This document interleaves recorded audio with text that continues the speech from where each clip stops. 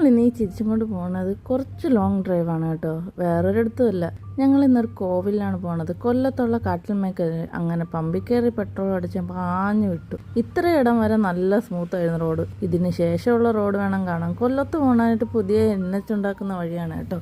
ഭയങ്കര ബ്ലോക്കായിരുന്നു. പിന്നെ അവിടെ നിന്ന് 2-2.5 മണിക്കൂർ എത്തി കോവിലെത്തിയപ്പോഴാണ് മനസ്സിലായത് ഇന്ന് എന്തോ ഒരു ഉത്സവം നടക്കുന്നുണ്ട്. അത്ര തിരക്കായിരുന്നു. പിന്നെ അത് കുറച്ചു നേരം വെയിറ്റ് ചെയ്ത് നമ്മൾ നോക്കിയപ്പോൾ അച്ഛനെ കാണാനില്ല. ചെന്ന് നോക്കിയപ്പോൾ എന്തോ സൺസ്ക്രീം വാരി തേച്ചോണ്ടിരിക്കുകയാണ്. പുറത്ത് അത്ര വെയിലായിരുന്നു കേട്ടോ, ഒരു രക്ഷയില്ല. നിങ്ങൾക്ക് പാർക്കിങ്ങിൽ സ്പേസ് കിട്ടാത്തതുകൊണ്ട് കുറച്ച് ദൂരം വന്നാണ് നമ്മൾ പാർക്ക് ചെയ്തത് കേട്ടോ. നല്ല തിരക്കായതുകൊണ്ട് അവിടെ പാർക്കിംഗ് കിട്ടിയില്ല. പിന്നെ ഇവിടെ നിന്ന് നടന്ന് നേരെ നമ്മൾ ജങ്കാർ പിടിക്കാനായിട്ട് പോയി.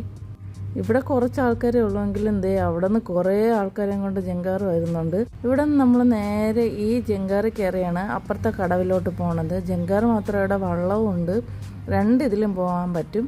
ഇതിന് മോനും കൂടെ ഫോട്ടോ എടുത്താണ് വീഡിയോ ആയിപ്പോയി. പിന്നെ നമ്മൾ ജങ്കാറിലൊക്കെ കയറി. ജങ്കാറിൽ ഈ പറഞ്ഞ ഭയങ്കര വിലയായിരുന്നു. സീറ്റ് പിടിക്കാൻ വേണ്ടി ഓടെയാണ് കേട്ടോ കോടയുടെ അടിയിലേക്ക്. നമ്മൾ എപ്പോഴും വന്നാലും ഈ ഒരു മൂലയ്ക്ക് നിൽക്കാൻ നോക്കും, കോടയൊരു തണൽ കിട്ടാൻ വേണ്ടിയിട്ട്. കൊച്ചുള്ളതുകൊണ്ട് അവരൊന്നും പറയുകയില്ല. പിന്നെ അവനോട് സീറ്റൊക്കെ കൊടുത്ത് നമ്മളവിടെ നിന്നു. ഒറ്റ സെക്കൻഡാണ് ഈ ജങ്കാർ അപ്പുറത്തെ കടവിലെത്തുന്നത്. അത്രയ്ക്ക് നല്ല ഒരു വൈബുള്ള സ്ഥലമാണ് കേട്ടോ. ഭയങ്കര വൈബാണ് ഈ സ്ഥലം. സത്യം പറഞ്ഞാൽ കോവിലാണ് പറഞ്ഞെങ്കിലും അറ്റ്മോസ്ഫിയറൊക്കെ അടിപൊളിയാണ്. ഇവിടെ നിന്ന് അപ്പുറത്തോട്ട് പോകണത് വള്ളത്തിലും പോവാം, ജങ്കാറിലും പോവാം. കോവിലിന് ഒരുപാട് സ്പെഷ്യാലിറ്റി ഉണ്ടെങ്കിലും എടുത്തു പറയേണ്ടത് ഈ കോവിൽ സ്ഥിതി ചെയ്യുന്ന കടലിൻ്റെയും കായലിൻ്റെയും നടുക്കായിട്ടാണ് കേട്ടോ. ഒറ്റ പ്രശ്നമേ ഉള്ളൂ, നല്ല തിരക്കാണെന്നുണ്ടെങ്കിൽ പിന്നെ നമ്മൾ നിന്ന് നല്ല രീതിയിൽ തളർന്നു പോവും. അങ്ങനെ നമ്മുടെ വെള്ളം എടുത്തു. അതിനുശേഷം നമ്മളിവിടെ നിന്ന് നേരെ കോവിലേക്കാണ് പോണത്. ഇവിടെ നിന്ന് കോവിലേക്ക് കുറച്ച് ദൂരം നടക്കാറുണ്ട്. നല്ല തിരക്കായിരുന്നു കേട്ടോ, ഭയങ്കര തിരക്കായിരുന്നു. നമ്മളെത്തിയപ്പോൾ ഏകദേശം 11:30 മണിയായി.